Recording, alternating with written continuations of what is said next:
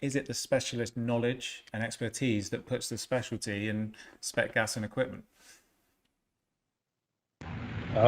It is, to an extent. It's a combination of the requirements and the markets that everything's going into, and like everybody's kind of been talking about this whole time, there's a constant need for the next level of G.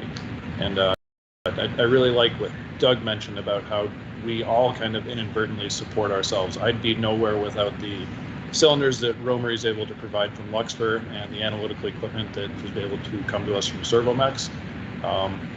And like was mentioned with the development of all of these products, I think that we're doing everything right on our end, but I have no way of guaranteeing that until I work with other manufacturers of equipment, like analyzers and things like that, to confirm that our developments have been functioning properly.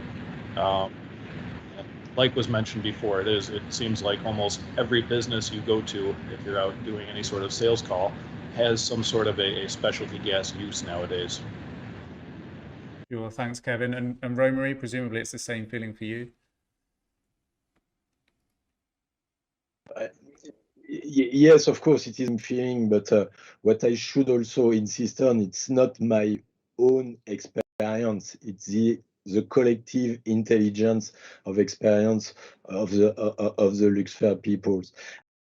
I see more my roles as being a translator between what the customer and the user is expecting on what we can or cannot do, and help my colleagues in production, in quality, to translate that in the right method of manufacturing, the area for inspections, the right things to do, and go back to the customer saying, okay, we have that. Is it what you want? Is it what you need?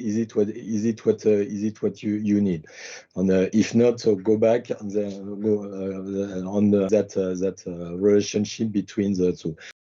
Again, this is the collective intelligence that helps us to. Sure, thanks, Romary. And Doug, as you know, I think you were alluding to earlier, it's definitely that specialty knowledge, expertise, and detection that the whole specialty gas supply chain is relying on from guys such as yourself.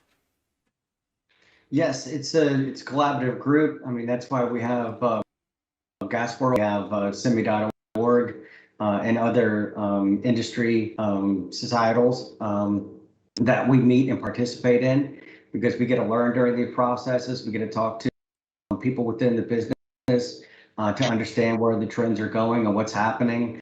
We lean on each other's experience and collaboratively work together to solve issues for the industry. The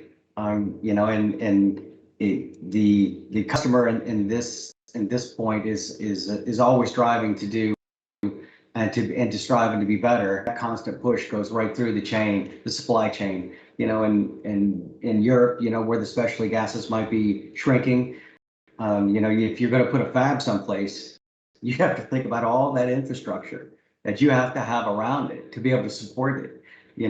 Can you put it there? Do we have all the supply chains that we need, to get to that location? So that's why we see, regions that typically have certain gases sent to them and made locally in one area.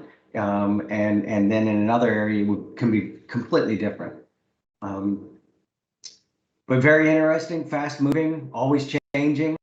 The big guys want to do the big thing in big volume. That's why we have these medium and smaller size businesses that are willing to take these niche markets and go into it. And they are super specialized. If the big guys wanted to come in and actually be able to perform and do the things that